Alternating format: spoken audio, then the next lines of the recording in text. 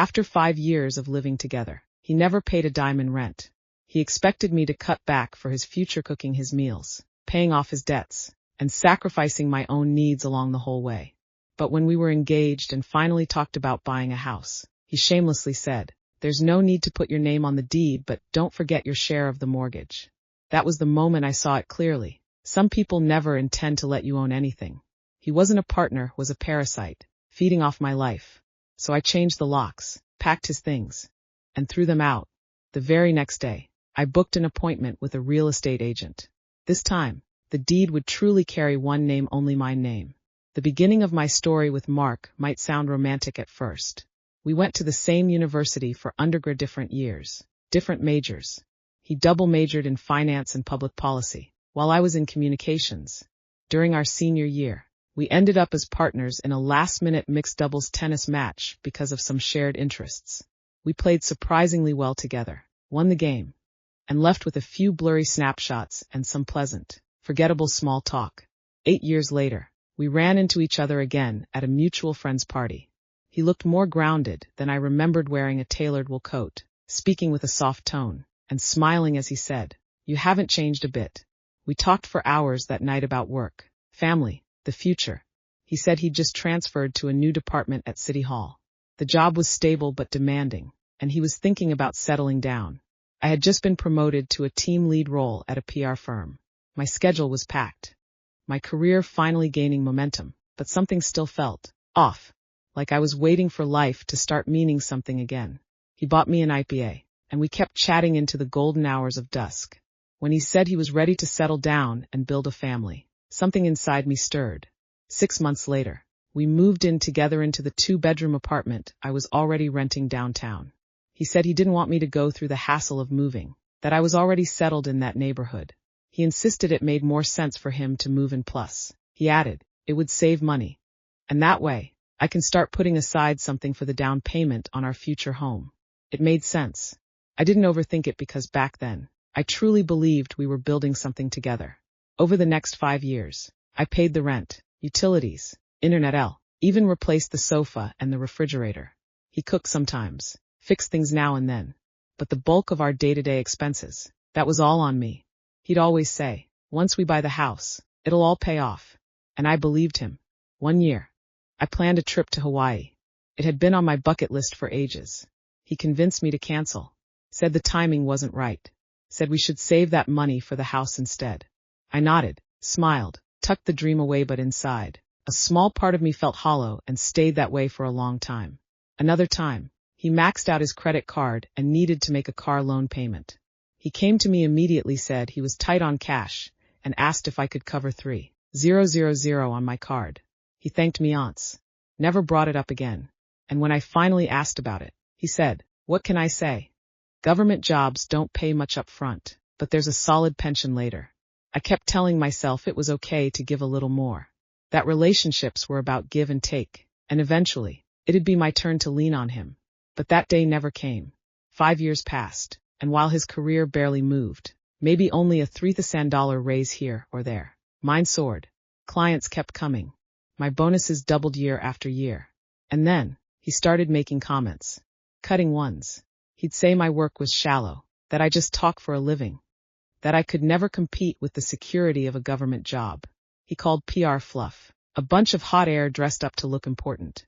At first, I bit my tongue, thought maybe he was just stressed. But the disdain wasn't occasional, it ran deep. It chipped away at me slowly, like needles under the skin. Not a sharp pain, but constant, lingering. My friend Lola saw it more clearly than I did. She'd come over, talk me down. "You're carrying too much," she said. And after a while, they stopped saying thank you. I never said it out loud, but in my heart, I began to agree. I wasn't blind. I saw the cracks. I just kept telling myself, hold on a little longer. Once we were married, once we had a house, things would even out. But it wasn't until we got engaged and actually started talking seriously about buying a home that I finally realized some debts can't be split evenly. 3 months after our engagement, we finally began house hunting, just as planned.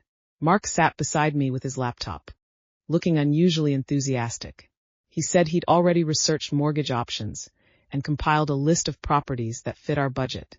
He seemed like a man about to make a life-changing decision, and I felt excited at first. After all, we talked about buying a home, building a life together. This felt like the next chapter in our story. But within the first week of house hunting, something felt off. Mark had a very specific checklist. Layout, location, price range, all fine. But whenever I brought up preferences of my own, like wanting a well-lit living room or an extra room for an office, he'd dismiss them lightly. That's not practical, he'd say. You won't even be home that much, or we need to think long-term. The problem was, our future sounded a lot like his script, not ours. I started to feel uneasy.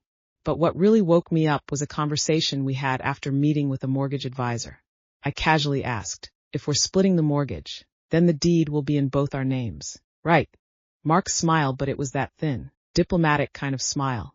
Phoebe, he said, I'll be covering most of the down payment. It's my savings. Plus my parents are helping out. You know how they are. They're a little sensitive about legal stuff. I paused. So, he hesitated. It'll just be simpler if the deed is in my name. Avoids complications down the line. What complications? Well, if something happens, just makes things cleaner. You mean a divorce? I asked, my voice turning cold. We're not even married yet, and you're already planning our divorce. He frowned, told me I was being too sensitive. Look, it's just the truth. I'm putting in more money. Whose name should be on it? Yours. And besides, who really knows what the future holds? That one sentence chilled me to the bone. 5 years of living together. I covered the bills, rent, utilities, even helped when he had emergencies. And now he wanted to act like the down payment came from nowhere. Like he'd somehow saved up all that money despite his modest government salary, ignoring the fact that he could only save because I'd been carrying the daily costs. I forced myself to stay calm. If we have kids in the future, I asked, do you plan to split the naming rights too? He didn't answer.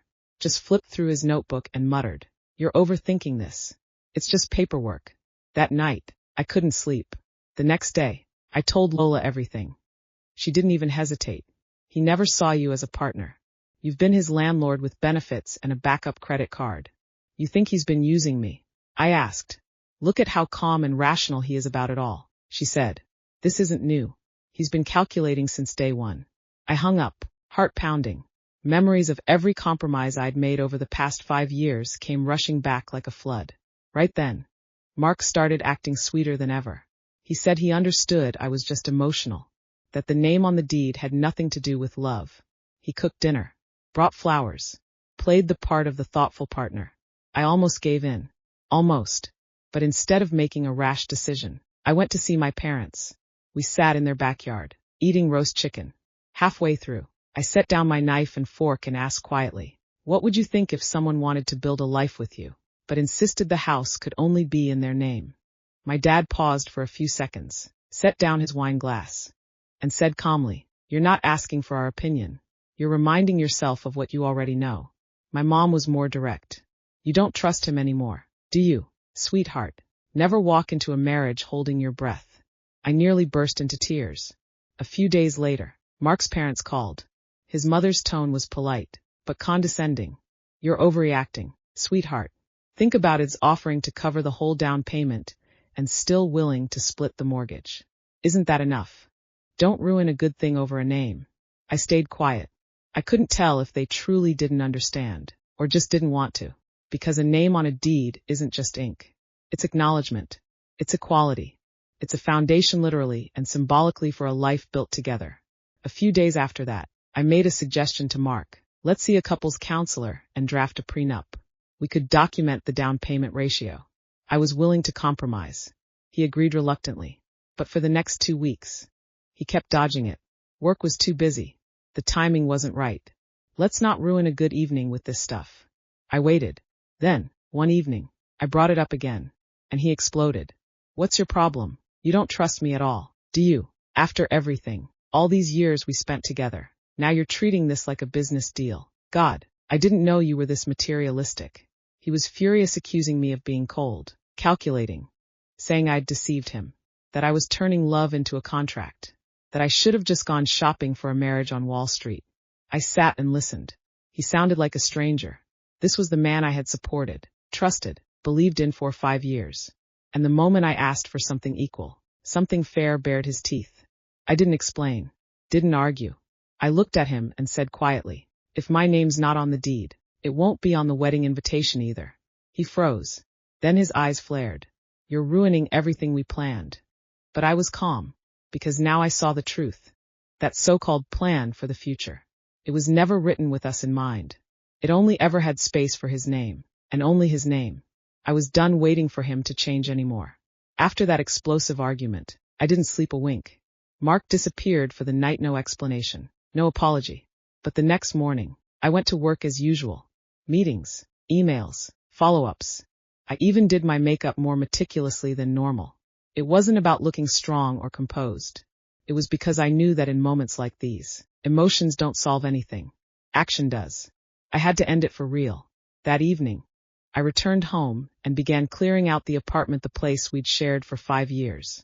His scent still lingered, along with his scattered clutter and the gym equipment he never bothered to store properly. But those weren't traces of intimacy anymore. They were fragments of someone who'd long since overstayed his welcome.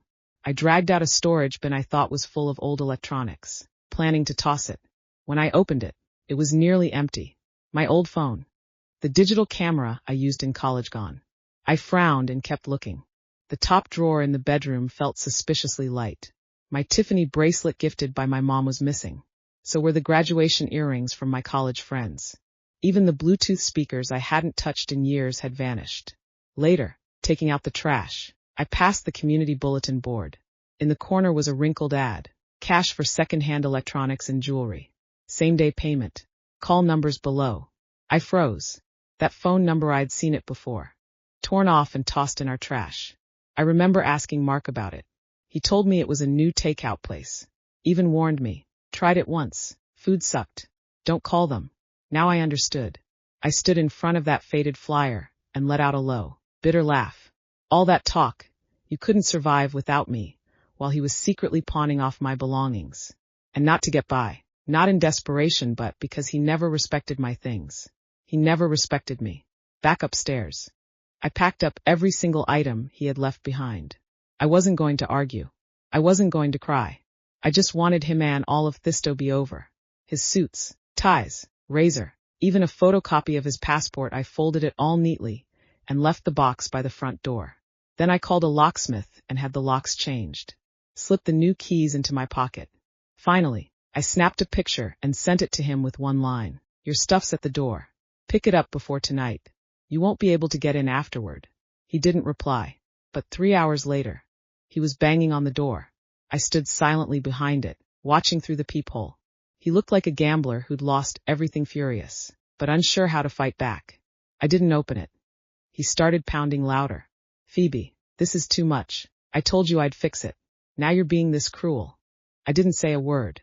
"You're ruining everything. Everything we had," he shouted. "You're cold, materialistic, heartless." Then came the tantrum. 5 years. What do you think I am? You think just because you're making more money now, you can toss me aside? You're just a mouthy PR girl riding on social media trends. I'll find someone younger, sweeter, worth more than you in 1 minute if I want to. I took a breath and dialed the building manager. 10 minutes later, a staff member and security guard walked down the hall as Mark was still ranting. "Sir, we've received noise complaints. You're not listed on this lease. Please leave immediately or we'll call the police." The moment he saw them, all his bravado drained away. As he turned to leave, he yelled one last time, "You'll regret this."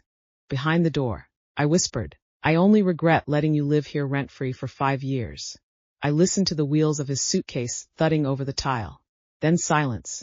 That night, I slept better than I had in years.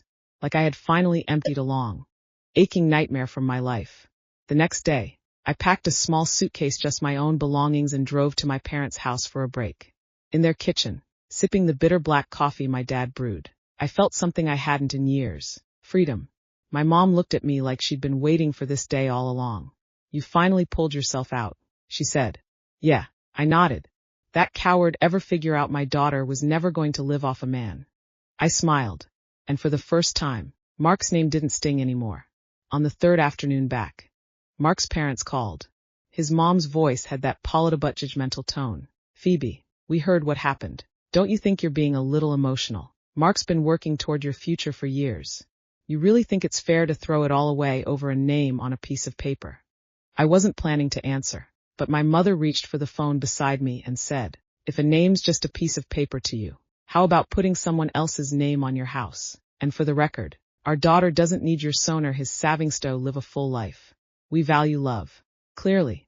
You don't value equality. There was a long pause. Then, from the other end, don't say we didn't try to warn you. I ended the call and deleted the number. A few days later, I returned to my apartment. The place was quiet, sun filtering through the blinds, casting long shadows on the carpet. I sat down, opened my laptop, and typed into the search bar, Bay Area Homebuyer's Guide for Single Women. I wasn't waiting for someone to build a future with anymore. I was ready to build it myself, with my name on the deed, owed to no one, answering to no one, not out of spite, not out of revenge, but because I finally understood. If someone isn't willing to give you a place on the page, they don't deserve a chapter in your life.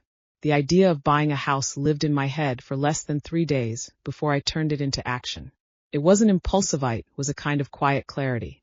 I realized I'd never truly had a space that belonged to me.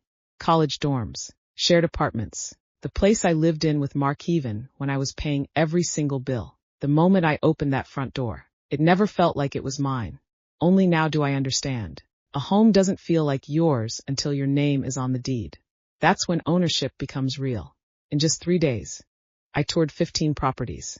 Bay Area prices aren't gentle, and my original budget was built on the idea of splitting things with him. Now, every number had to be recalculated. Strangely, I wasn't scared. I had a steady income, excellent credit, and a nest egg I'd built with years of hard work. My parents insisted on helping. I said no several times. Until one afternoon, as we sipped microwaved instant coffee in their kitchen, my mom said, "We're not buying you a house. We're supporting you in owning your future." Only then did I nod and accept their help. She didn't look at me when she said it, but I could hear the pride in her voice.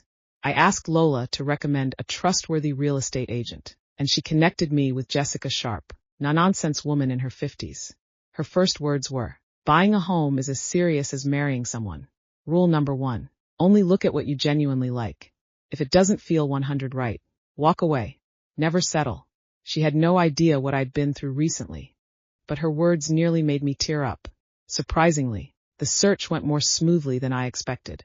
Maybe because, deep down, I already knew what I wanted. Not luxury, not status, just peace, light, a quiet place that felt like sunlight could live there too. I ended up choosing a small standalone house, 25 minutes from work by car. It had a front yard, a modest garden, and a practical floor plan. The previous owners, a sweet older couple moving to Oregon for retirement, felt warm and genuine. The first time I stepped inside, the sun was pouring through a skylight, casting slanted light across the wood floors. There was something unexplainably grounding about it. "You like this one?" Lola asked as we walked through. I nodded. I can picture myself waking up here alone, but content, and falling asleep here still alone, but at peace. She smiled. "That's a better vision than most marriages I know." Jessica gave me a glance and simply said, "Shall we make it yours?" From there, everything moved quickly, like it was a decision waiting to happen. Mortgage discussions, loan approvals, contracts. Even the financing went more smoothly than I expected. Maybe the universe was cutting me a small break. I didn't play coy with the loan officer. "I want to do this solo," I said. "The deed goes in my name. Mine alone." On closing day, I walked into the signing office alone. The attorney handed me the paperwork. "Sign here." Full legal name in all caps. I picked up the pen. My hand didn't shake. I wrote, Phoebe Jones. Not co-owner. Not spouse. Not resident. Just me. I didn't feel euphoric or tearful. Just a quiet swell of certainty, like I'd been holding my breath for 5 years and could finally exhale. After everything was filed, I texted Lola, "Champagne tonight." She replied instantly, "Hell yes. This is the kind of housewarming that matters." That night, we sat on my new front porch, sipping champagne out of disposable cups. 2 grocery store cheese trays and a carton of strawberries sat between us.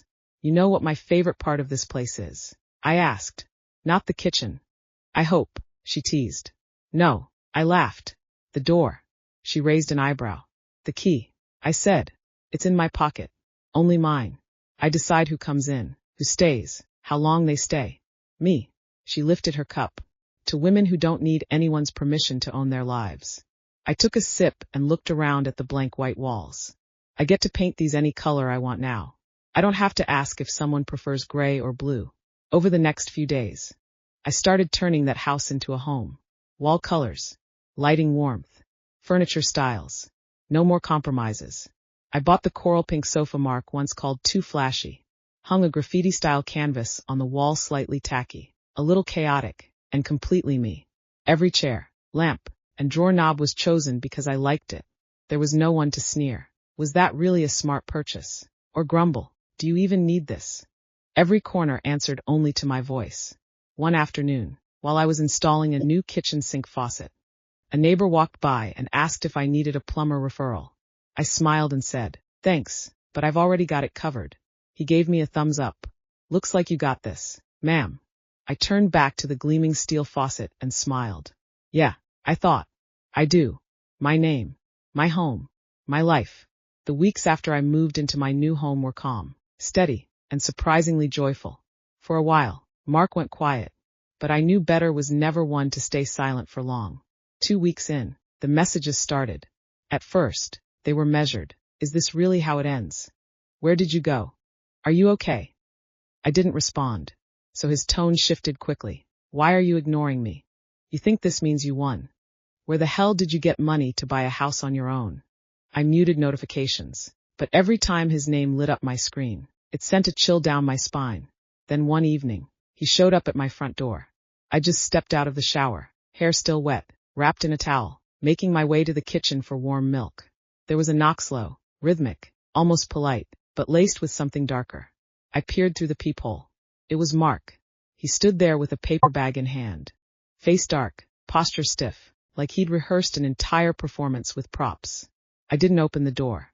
He knocked for 2 straight minutes, then began speaking. "Phoebe, calm down. Just listen. You're being rash. 5 years together, and you throw it away like nothing. You buy a house, and now you think you're invincible." I stayed silent. He continued. "You think people respect you, a woman almost 40. Buying a house, Alaneth, it's not independence. That's you admitting no one wants you." That last part hit like a blade. No one wants you. I clenched my fists behind the door, but forced my breathing to stay even.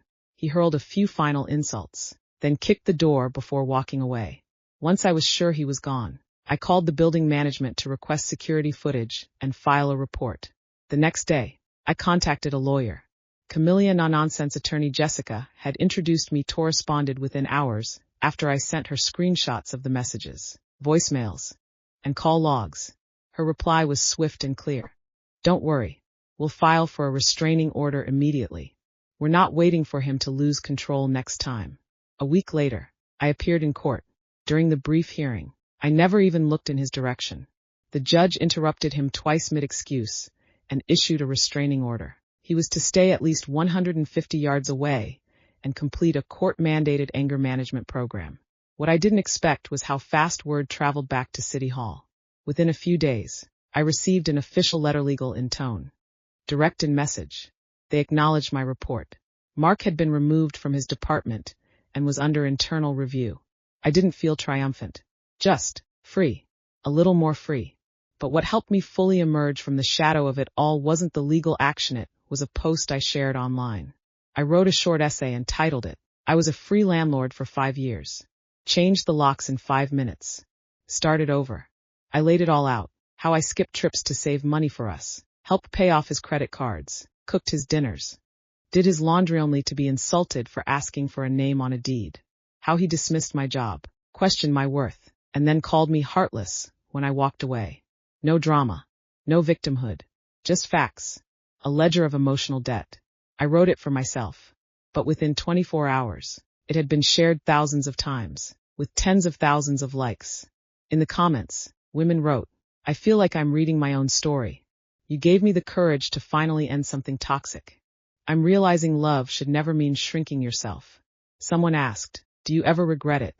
I replied, "Do I regret not changing the locks sooner? Absolutely." Lola read it, shared it, and joked, "If you pitched this to a radio show, it'd probably turn into a podcast series." I laughed, but deep inside, something stirred, something I'd never felt before. Heard. Believed. Not alone. Since then, I've been invited by women's groups and local organizations to speak at meetups and community events. Not to position myself as some revenge heroine, but simply to take my voice back and maybe help others do the same. During that stretch of time, I didn't chase big wins or dramatic changes. I just let myself settle into a life that was finally mine to control. I filed the restraining order paperwork in a drawer and turned off social media notifications. With Mark blocked, his name stopped popping up on my screen and I had no interest in explaining to anyone what had happened. Each day had a rhythm now. Up on time, brew the coffee, head to work. Evenings were quieter. Sometimes I'd cook for myself, play jazz, and dance barefoot in the living room. Just because I could. Lola gifted me a small succulent. I placed it on my office windowsill and spent 10 minutes a day just looking at it. It was like training my eyes to recognize a life that didn't include him. Some friends said I should ride the wave and become a model of female independence online. I didn't answer. I wasn't trying to build a brand I'd spoken up because I'd simply had enough. I knew the real turning point wouldn't be the day I posted something that went viral. It would be the day I no longer needed anger to prove I was okay. That's when I really started again. I led in a writing class, a nonfiction workshop held Thursday nights on the second floor of the local library. The instructor, Elena, was sharp, fast-talking, always in a gray button-down. On the first night, she called on me to read a paragraph aloud from my personal essay.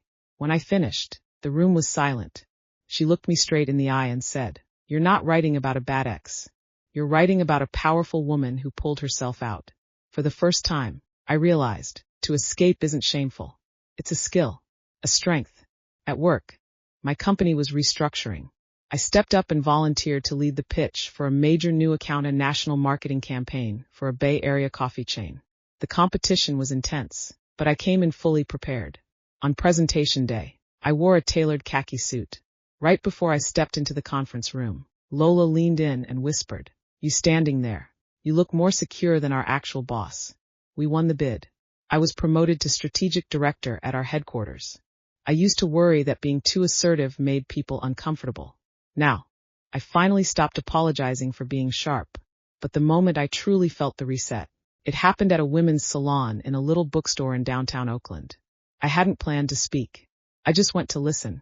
But halfway through the event, the host announced an open slot and asked if anyone wanted to share a personal story about financial boundaries.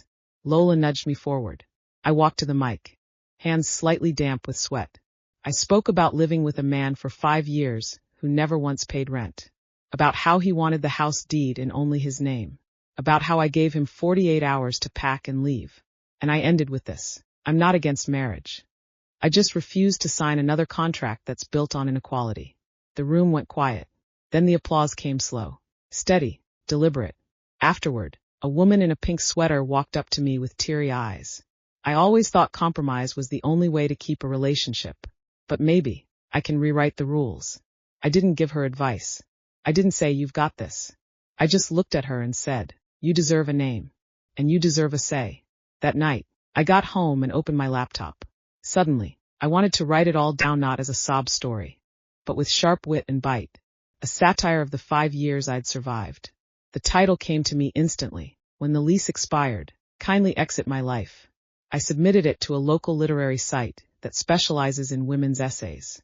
3 days later, they replied. Not only did they want to publish, they asked if I'd join for an audio interview. I sat in a recording booth, mic inches from my lips, and told the story. The financial support I gave quietly for years. The demeaning comments about how I just talk for a living. The final insult, him selling off my headphones and jewelry for cash. The host didn't interrupt. She just listened. More silence than I expected. When the episode aired, my inbox exploded. Messages poured in. I cried listening. This was my life 10 years ago. Thank you for telling something so cruel in such a smart, funny voice. One woman from Maine, 62 years old, sent me this. I was about to hand over my cabin to my new partner as his retirement home. Now I'm thinking, do I even exist in that we he keeps talking about? I read that message sitting in my home office, sunlight falling across the rose bush I'd planted last month. and a thought rose quietly in my chest. The moment you speak out about what once broke you, you're not turning the page alone anymore. Alongside work falling into place, and my presence in the community steadily growing, something else began to shift quietly. Gently in my personal life. Not a whirlwind romance. Not some cinematic chance encounter. Just a soft, unexpected sense of peace. The first time I met Paul. The first was in my backyard wrestling with a leaky pipe. It was a Saturday. I was crouched near the garden's edge, elbow deep in dirt, sweat forming a sun ring across my back as I fumbled with the plumbing. From the other side of the fence, a voice called out, "Hi, neighbor. You sure you don't need a second pair of hands?"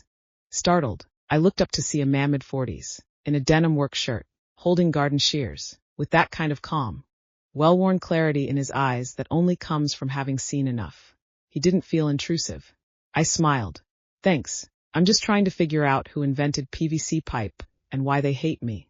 He introduced himself as Paul. Said he was a garden maintenance specialist who worked freelance mostly restoring old homes and taking care of plants. He'd just moved back into the house next door to look after his college-aged daughter.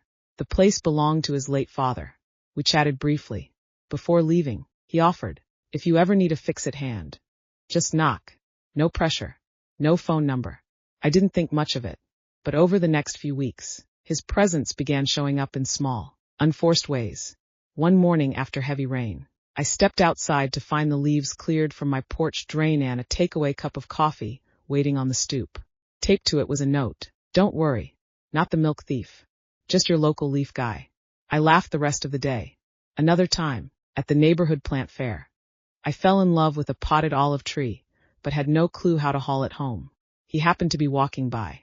"That one requires high maintenance," he said with a grin. "Doesn't like too much shake in the car." He loaded it into his truck, drove it over, and found the breeziest corner of my patio for it to thrive. No lingering. No casual tea invite. Just planted it, nodded, and left. That restraint is respect for space built a kind of quiet trust.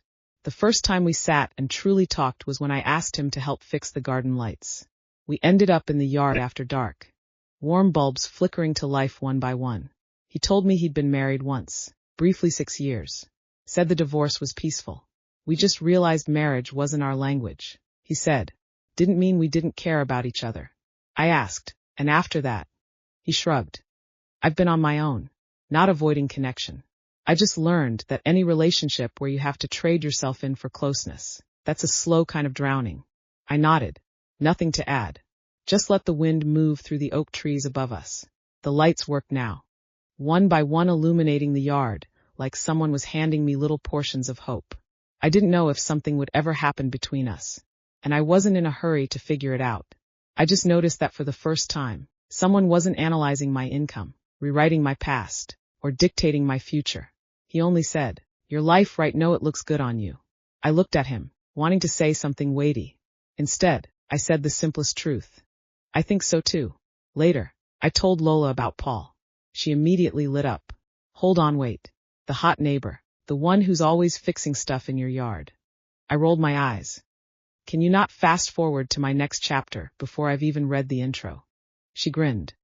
"I'm not fast forwarding. I'm just saying if you ever do start something new, the guy better have his own bank account, know how to cook, and be able to handle your unfiltered rants like a champ." I laughed. "And one more thing's not allowed to ask for his name on the deed." We cracked up. Hard. I wasn't rushing into anything. I wasn't hungry for heat or headlines. All I knew was, this time, if I walked toward someone, it would be because I wanted to, not because I needed anyone to fill a space I'd already learned to live in alone. As summer began to slip away, I finally decided to throw a small housewarming party. Not to celebrate, not to show off, but because, after coming this far, I felt it was time to pause and share this life I'd built with the people who mattered. I didn't send formal invitations, just dropped messages to Lola, my parents, a few old friends, and some new neighbors. Paul was on the list too. All I wrote was, "If you're free, there'll be lemonade and grilled veggies in the backyard." The weather was perfect that day, sunny, breezy, warm enough to slide the living room windows wide open. Lola arrived with her son, who immediately sprawled across the new outdoor mat and declared, "Aunt Phoebe, your place is way cozier than Mom's." Lola laughed. "Hey, don't go switching allegiances in public." My parents showed up an hour early, carrying a big box of my mom's homemade lemon bars. My dad snuck a splash of white rum into the pitcher of fruit punch and insisted, "This isn't alcohol. This is celebration." At the door, they paused when they saw the little wooden sign that read "Welcome Home." My mom ran her fingers across the letters and murmured, "You really did it." I did. I really did. I gave them a tour of the house. The living room was painted my favorite shade of warm gray. The walls hung with travel photos I'd taken myself. The kitchen was tiled in a retro mint green, the exact color Mark once said looked like a dentist's office. Every inch of the place was mine. Every choice, every corner mine. Paul arrived last, carrying a small thyme plant. "This one's low maintenance," he said. "Even if you forget to water it sometimes, it holds on." I laughed as I took it from him. "Are you saying I'm getting forgetful with age?" He shrugged. "No, I'm saying you finally get to live a little easier."